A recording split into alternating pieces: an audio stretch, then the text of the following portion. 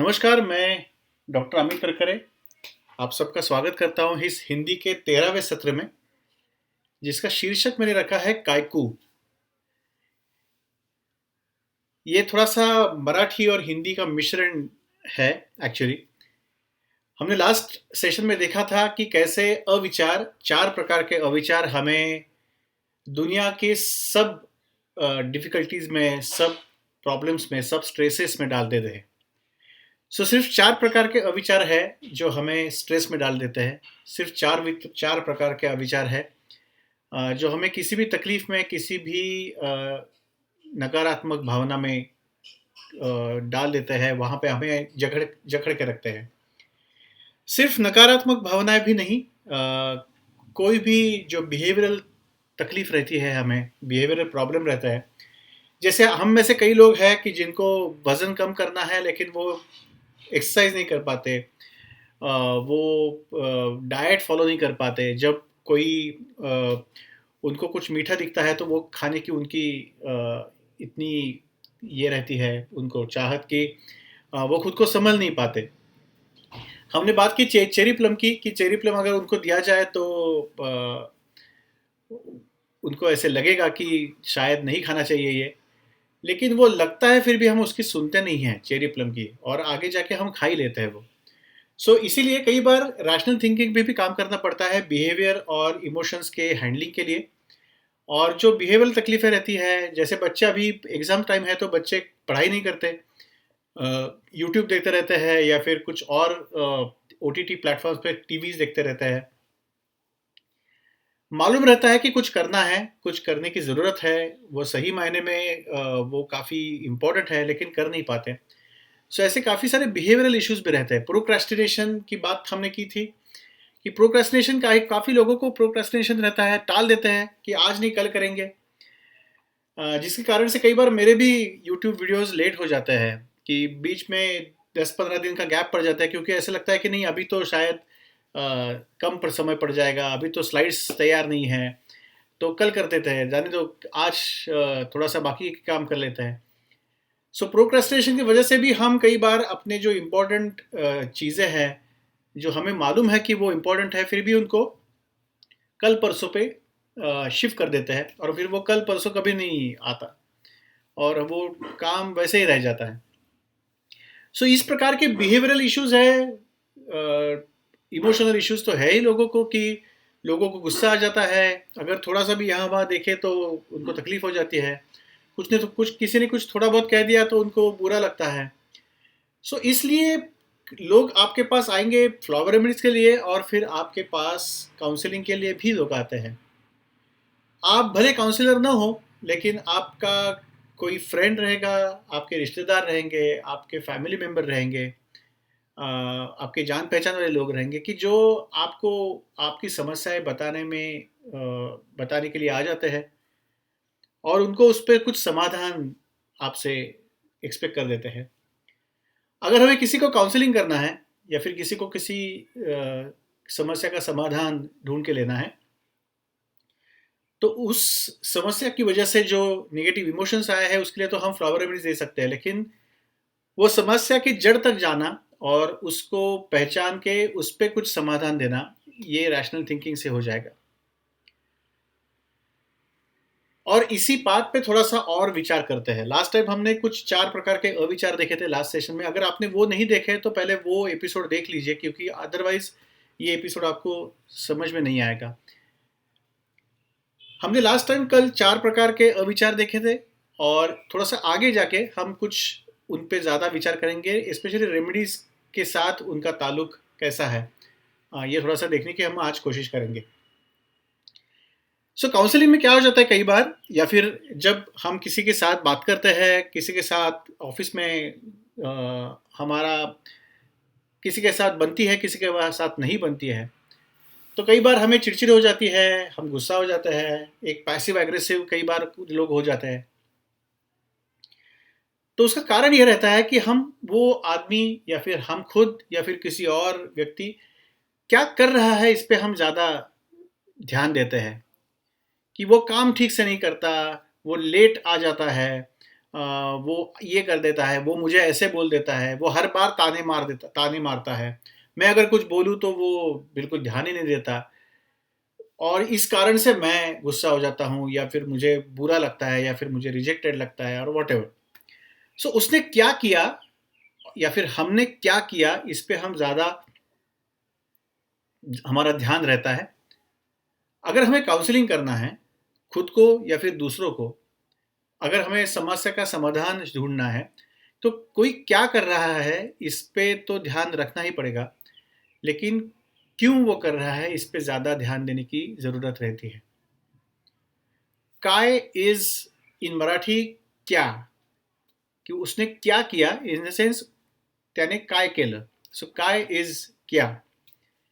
सो आपको ये नहीं समझना है कि सिर्फ ये नहीं समझना है कि क्या किया, लेकिन वो काय को किया।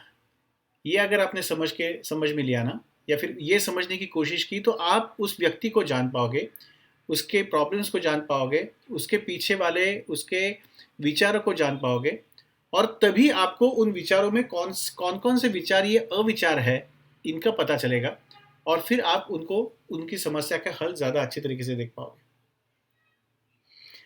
सिर्फ किसी को गुस्सा आ जाता है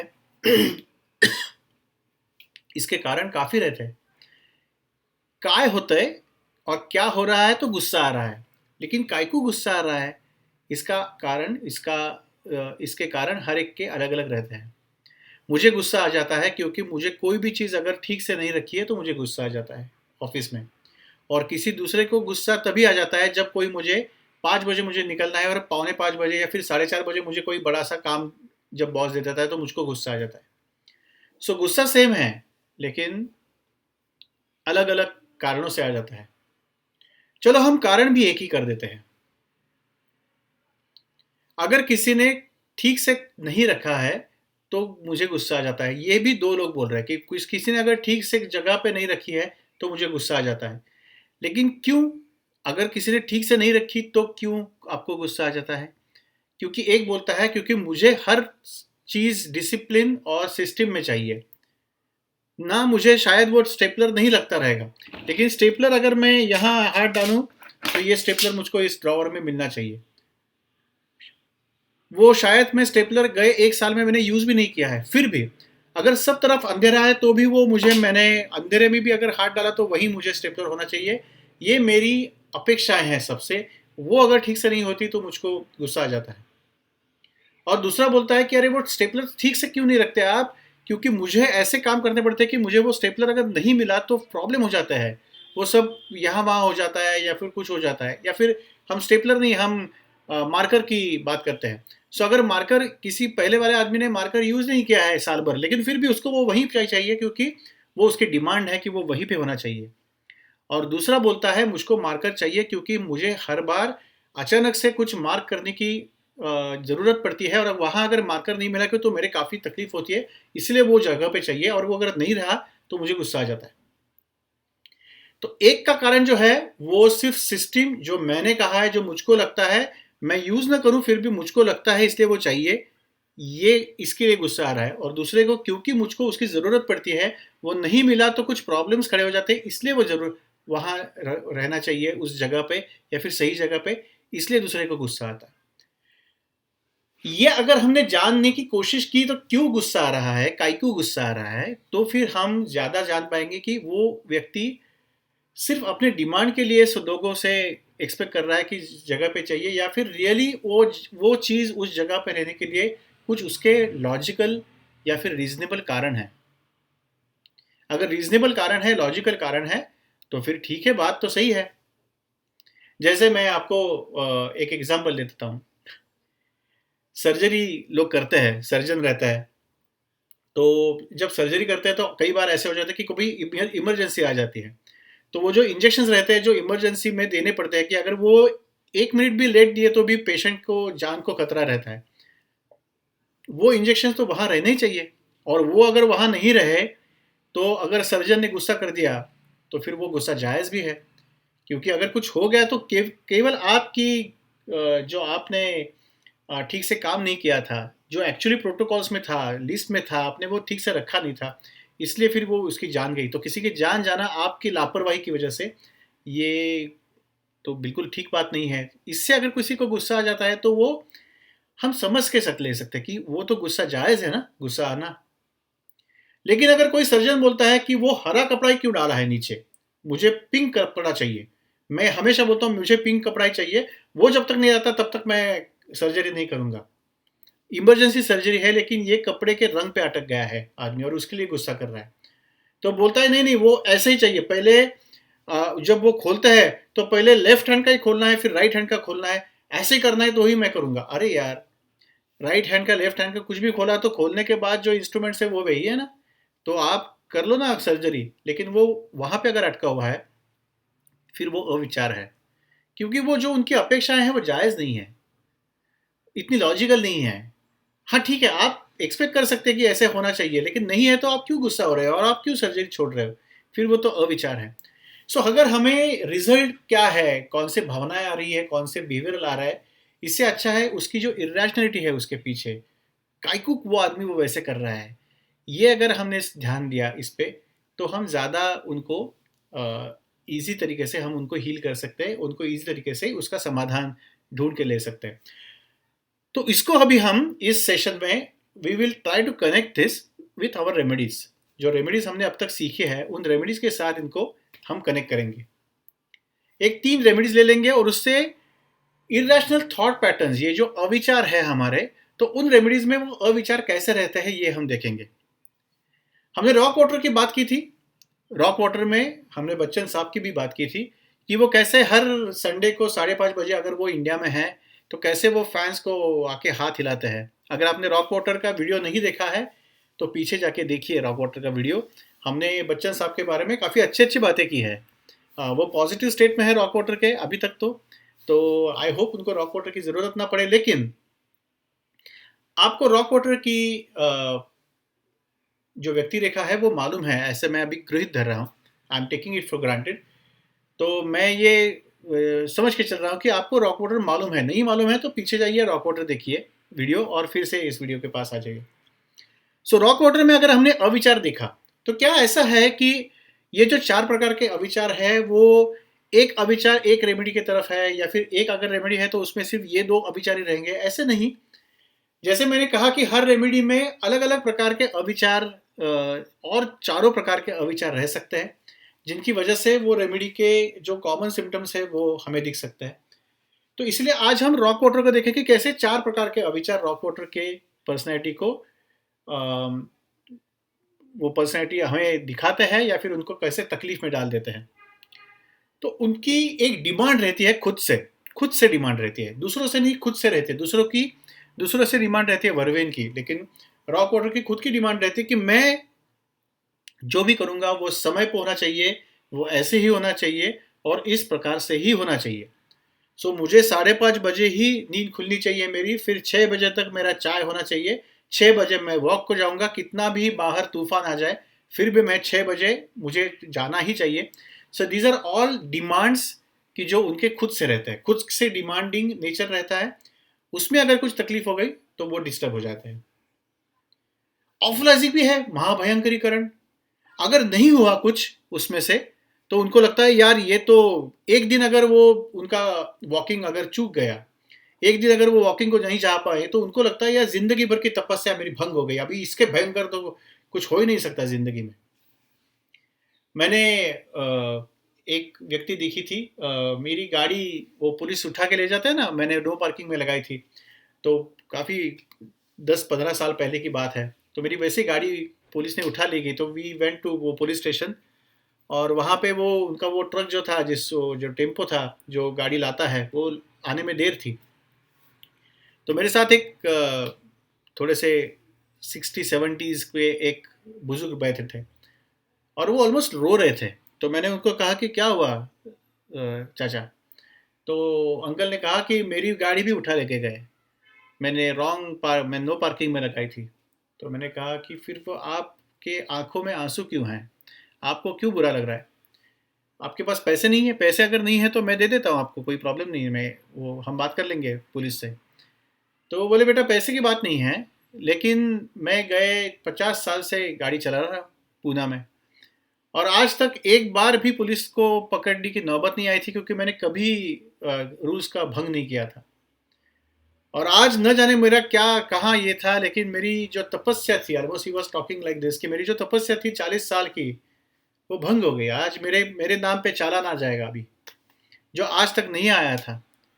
तो मैं उनका मूड तो ऐसा था कि शायद वो 10 दिन अभी नींद भी नहीं आएगी, उनको खाना भी नहीं हजम होगा। These are rock water people. अपने आप से ही डिमांड है, और अगर वो डिमांड, वो चीज़ अगर चूक गई, वो उसमें खंड हो गया, तो उनको लगता है इससे भयंकर तो मर जाऊं मैं, वो अच्छा है। लेकिन ये क्या हो गया मेरे साथ? उनको अगर चाहिए कि वो 6 बजे वॉकिंग के लिए निकले, और अगर 6 के 6 2 भी हो गए ना, 6 बज के 2 मिनट, तो भी वो फ्रस्ट्रेशन टॉलरेट नहीं कर पाएंगे। सो लो फ्रस्ट्रेशन टॉलरेंस भी उनमें रहता है। वो गुस्सा हो जाता है कि अरे क्यों मुझे, क्यों आप कोई अगर उनको बोलता है कि हाँ मैं आ जाऊंगा और फिर आपको लेके जाऊंगा वहां पे, अगर वो टाइम पे नहीं आ जाता, थोड़ा सा भी यहाँ वहाँ हो जाता है, इट्स नॉट इम्पेशंस। मैंने डिसाइड किया था कि मैं इसी वक्त मैं वहां पहुंचूंगा। 7 बजे तो मुझको वहां पहुंचना ही है। वहां 7 बजे नहीं, 8 बजे पहुंचे तो भी चलेगा, लेकिन इन्होंने क्योंकि डिसाइड किया है कि 7 बजे पहुंचना है, तो 7 बजे पहुंचना ही है। और उसमें अगर थोड़ा सा यहाँ वहाँ हो गया, तो they will have low frustration tolerance. वो टॉलरेट नहीं कर पाते, वो फ्रस्ट्रेशन, वो डिस्टर्ब हो जाते हैं। और ये अगर सब हो गया, मेरी तपस्या भंग हो गई, मेरा टाइम अगर मैं पंक्चुअल नहीं रहा, तो फिर मैं कहाँ कहाँ का रह गया। तो ग्लोबल रेटिंग भी रहता है कि यार फिर मैं तो नालायक हो गया अभी। जो वैसे मैंने जो वो चाचा जी के अंकल की बात की थी, वो चाचा जी बोले 40 साल से एक भी चालान नहीं था मेरे इसमें, क्योंकि मैंने रूल्स तोड़ा ही नहीं था। और आज 40, वो जो 5 साल बचे हैं अभी ड्राइविंग के, उसमें एक चालान आ गया, और मुझे जो मरना था विदाउट चालान, वो हो नहीं पाया। अभी मेरे नाम पे तो 5-6 है, आज तक मैंने 4-5 सिग्नल तोड़े हैं जाने अनजाने में, मैंने नो पार्किंग किया है। लेकिन हम सबको नहीं लगता ऐसे कि अरे यार ये ज़िंदगी का सबसे बड़ी हमारी गलती हो गई। लेकिन वो अंकल को लग रहा था, क्योंकि वो रॉक वोटर थे। और फिर उनको लगा कि यार मैं जीने के ही लायक नहीं हूँ अभी। मैं ग्लोबल रेटिंग खुद पे उन्होंने सिक्का मार दिया कि यार ये नालायक हो गया अभी जीने के लिए, क्योंकि चालान कट गया इसका। आप देखो आजू बाजू में कितने लोग तो चालान भरते भी नहीं है यहाँ पे। जब वो डिजिटल हो गया, तो लोगों ने 70-70 हज़ार रुपए के चालान नहीं भरे थे पहले वाले। ऐसे लोग हैं। और ये चाचा जी है कि उनको लगता है कि वो जीने की उनकी काबिलियत नहीं है। So this is rock water, this is rock water. So they rock water shows चारों प्रकार के अविचार, डिमांडिंग भी है, उनका हट भी है, उनका भयंकर भी है, उनको लगता है सब चीज़ें। उनको फ्रस्ट्रेशन भी का ज़्यादा आ जाता है कि वो सहन शक्ति नहीं रहती है, सहनशीलता उनकी हड़ताल पे जाती है। और उनको वो सिक्का भी मार देते हैं खुद पे कि यार ये हम गलत आदमी हैं। फिर हम बात करेंगे रॉक रोज और मिमुलस की। दोनों भय वाले। मिमुलस को भय लगता है, और रॉक रोज को आ, काफी काफी भय लगता है, टेरर पैनिक वाला भय लगता है। तो डिमांडिंग और ग्लोबल रेटिंग इसमें थोड़ा सा कम आ जाएगा, आ भी जाएगा। आप कहाँ यहाँ वहां से उसको जोड़ भी सकते हैं। लेकिन ये जो दो लोग हैं ना, इनको ऑफलाइजिंग और लो फ्रस्ट्रेशन टॉलरेंस इनमें ज्यादा रहता है। उनको लगता है कि जैसे मैंने कहा ना कि रॉकरोज या फिर मिमुलस को कुत्ते से डर लगता है, या फिर स्पाइडर से डर लगता है, या फिर कॉकरोच से डर लगता है। तो कॉकरोच उनको लगता है कि डायनासोर है। छोटे छोटे बच्चे मैंने देखा था, एक बच्चा था जो उसके सामने से चूहा दौड़ रहा था, और उसने झट से जाके उसको पकड़ लिया था। हम ही चिल्लाए थे अरे यार वो काट लेगा, क्योंकि चूहा काट सकता है और उससे तकलीफ हो जाती है, रेबीज हो सकता है। लेकिन इसको कुछ उसका पड़ा ही नहीं था। छोटे छोटे बच्चे रहते हैं, वो किंग कोबरा वगैरह को उसके टेल से पकड़ लेते हैं और बिल्कुल उसको उससे खेल देते हैं, उनको कोई डर नहीं लगता। उनको किंग कोबरा, कोबरा भी है या फिर सांप है जहरीला, तो वो भी उसको ऐसे उससे खेलते हैं जैसे कोई टॉय है। और हमें कॉकरोच दिखे, रॉकरोच और मिमुलस को, तो हम कॉकरोच को भी हमें लगता है कि यार ये कोबरा ही है, ये डस लेगा और हम झटक से मर जाएंगे। ये ऑफुलाइजिंग है, भयंकरीकरण। हमें लगता है कितना भयंकर है ये।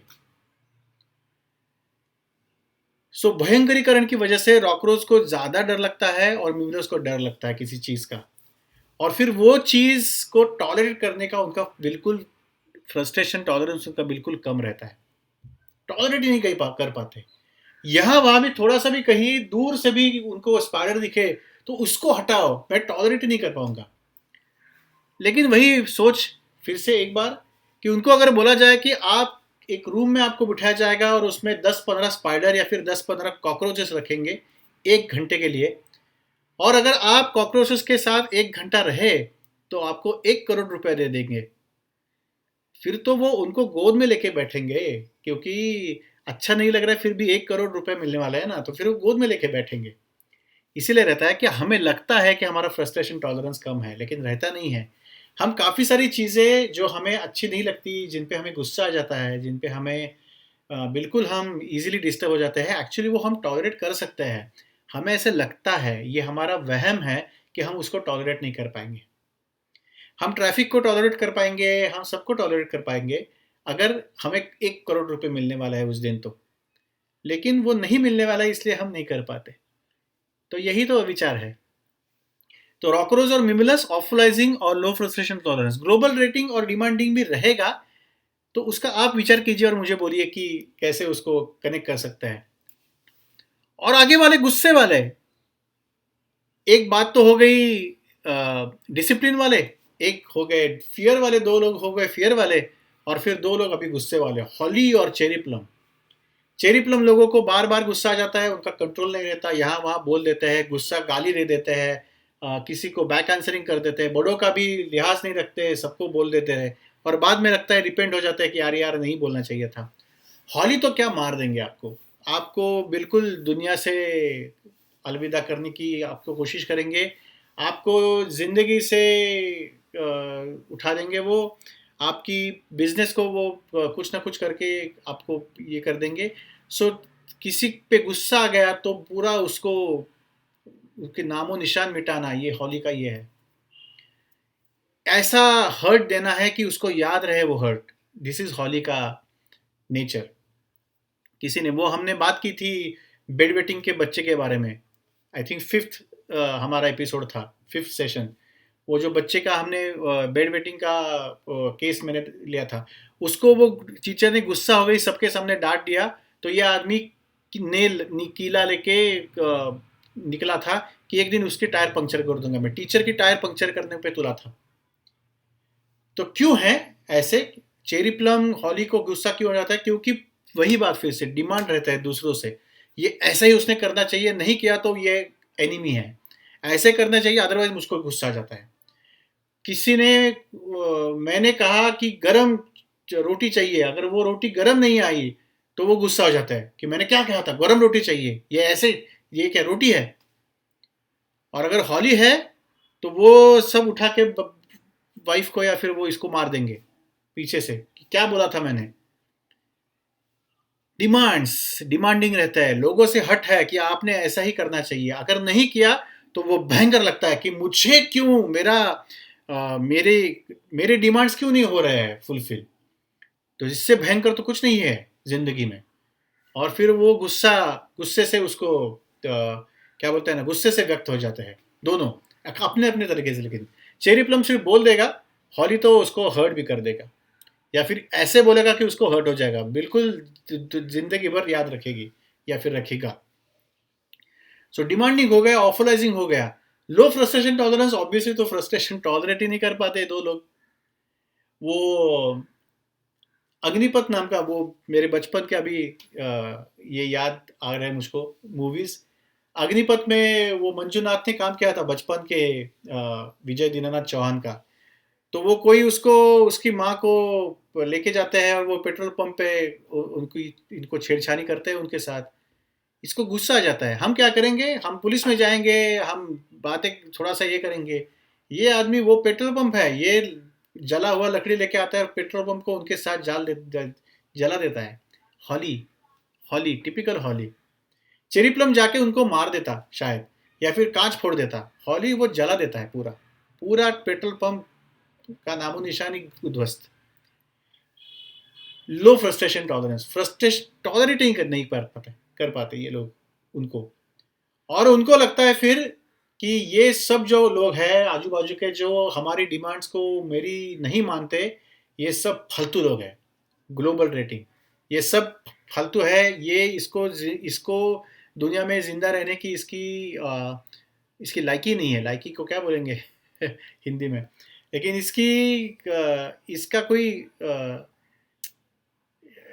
इसने इसने जिंदा ही नहीं रहना चाहिए। हाँ, ये भूमि के लिए भार है, इसको बिल्कुल उसने नष्ट होना चाहिए। इसने इतना उसको रेटिंग लो लगा देते हैं इस पे। कोई अगर एक बार उनको रोटी कम दे या फिर थोड़ा सा ये दे दे तो तुम तो बिल्कुल किसी काम की नहीं हो, फालतू हो, तुम्हें कुछ नहीं आता। ग्लोबल रेटिंग, अरे एक दिन रोटी ठीक से नहीं दी तो बिल्कुल कुछ नहीं आता। 14 साल, 15 साल, 20 साल, 25 साल वही रोटी खिला रही है, एक दिन नहीं आया तो ग्लोबल रेटिंग उस पर चिपका दिया कि तुम तो फालतू हो, तुम्हें कुछ नहीं आता। गुस्सा दोनों में है, लेकिन क्यों आता है गुस्सा? शायद डिमांडिंग से आता रहे, शायद ऑफलाइजिंग से आता रहे, शायद लो फ्रस्ट्रेशन टॉलरेंस से आता रहे, या फिर शायद ग्लोबल रेटिंग से आता रहे। तो कभी भी किसी भी रेमेडी को अगर आप, अभी हम नेक्स्ट जो रेमेडी सीखेंगे, हमें वाइन और बीच सीखनी है, दोनों एक साथ सीखेंगे क्योंकि काफ़ी एक दूसरे के नज़दीक जाते हैं वो। तो नेक्स्ट सेशन में हम वाइन और बीच सीखेंगे, लेकिन ये सीखना भी ज़रूरी है कि कौन कौन से अविचार उनमें कॉमनली दिख रहे हैं। और ये अविचार जानने की ये इसलिए ज़रूरत है क्योंकि वो अविचारों पे अगर आपने काम किया तो आप उनका गुस्सा कम कर सकते हैं। जैसे मैंने अभी कहा कि बीवी ने अगर गर्म खाना नहीं परोसा है आपको, और आपको लगता है कि वो फालतू है, इसको कुछ नहीं आता, बिल्कुल निकम्मी है, और इसीलिए आप मेरे मुझको गुस्सा आ जाता है क्योंकि निकम्मी है, वो कुछ नहीं कर पाती। सो आप उनको हॉली या चेरी प्लम दे देंगे, उनका गुस्सा कम हो जाएगा। लेकिन अगर कल उन्होंने फिर से वो किया तो इनको फिर से गुस्सा आ जाएगा। तो एक आध दूसरा दिन कभी कभार अगर किसी से कुछ गलती हो गई तो इसका मतलब ये नहीं कि वो निकम्मा हो गया, इसका मतलब ये नहीं कि वो फालतू है, इसका मतलब ये नहीं कि उसको जिंदा रहने की उसकी ये ही नहीं, क्या उसको बोलेंगे, अभी वो शब्द नहीं याद आ रहा है। She doesn't deserve to stay live, ऐसे तो बात थोड़ी हो रही है। इस पे अगर हम उन पे काम करके, क्यों आपको ऐसे लगता है कि वो निकम्मी हो गई? आप 365 दिन आपको वो परोसती है ठीक से, उसमें से 364 दिन ठीक से आ जैसे आपको चाहिए वैसे वो आपको देती है। एक दिन अगर कुछ गलती हो गई तो एक दिन के लिए आपको क्यों आपको लगता है कि ये लॉजिकल है कि सिर्फ एक गलती के लिए पूरे 364 दिन का सब भुला के उनको निकम्मा बोला जाए? बिल्कुल, कि कुछ उसका बिल्कुल ये नालायक हो गई अचानक से वो व्यक्ति। कोई भी अगर एक फ्लॉप हो गया मूवी तो अचानक से वो फ्लॉप हीरो हो गया? अरे कल तक तो आपका वो हीरो था, आज वो अचानक से फ्लॉप कैसे हो गया? अरे मूवी फ्लॉप हो गई है, आदमी नहीं फ्लॉप हो जाता, आदमी तो उभर सकता है उससे।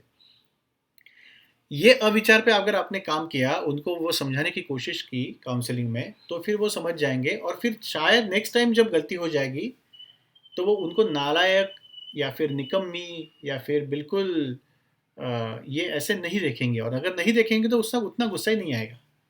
इसीलिए अविचारों पे काम करना है।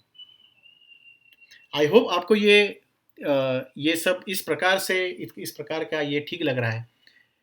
कमेंट्स में ज़्यादा से ज़्यादा प्लीज़ आप मुझे बताते रहिए कि आपको ठीक लग रहा है, क्या ठीक लग रहा है, क्या नहीं ठीक लग रहा है। और ये भी बताइए मुझे कि वाइन और बीच हम लेने वाले हैं, तो उसमें क्या-क्या चीज़ें या फिर आज तक जो हमने रेमेडीज़ सीखी है, उनमें आपको कौन-कौन से अविचार दिखते हैं? हमने अब तक देखे हैं क्या-क्या सिम्पटम्स दिखते हैं। लोगों ने मुझे कमेंट्स में एग्ज़ाम्पल्स भी दिए हैं कि ये होगा तो चेरी प्लम देंगे, वो होगा तो रॉक वाटर देंगे, फलाना होगा तो मिमरस देंगे। लेकिन अभी ये जानने की कोशिश कीजिए कि हर एक रेमेडीज़ के जो सिम्पटम्स है, जो नेगेटिव इमोशंस है, वो जो बिहेवियर है, उनके पीछे कौन-सा अविचार छुपा हुआ है।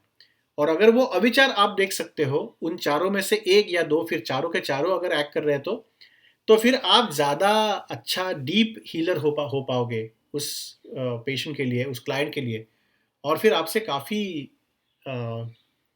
अच्छा काम हो जाएगा क्योंकि आप काउंसलिंग भी कर पाओगे, उनको कारण भी दिखा पाओगे, उसका जो रिजल्ट है उस पर भी काम करोगे फ्लावर रेमेडीज देके, और फिर वो ज़्यादा होलिस्टिकली, ज़्यादा जैसे को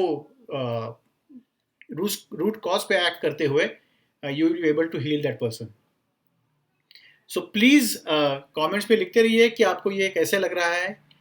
ये प्लीज़ वीडियो शेयर करते रहिए। मैं फिर से बोल रहा हूँ आपको, हिंदी के जो मेरे एपिसोड्स हैं उनके व्यूज़ कम पड़ रहे हैं मराठी से। मराठी के दुगने हो जाता है, हिंदी के काफ़ी कम पड़ रहे हैं। तो हिंदी से ज़्यादा अपेक्षाएं हैं मेरी, डिमांड्स नहीं है, अपेक्षाएं हैं। तो प्लीज़ शेयर कीजिए, सब्सक्राइब कीजिए और लोगों के साथ ये बांटिए, अपनी फैमिली बढ़ाइए। Thank you.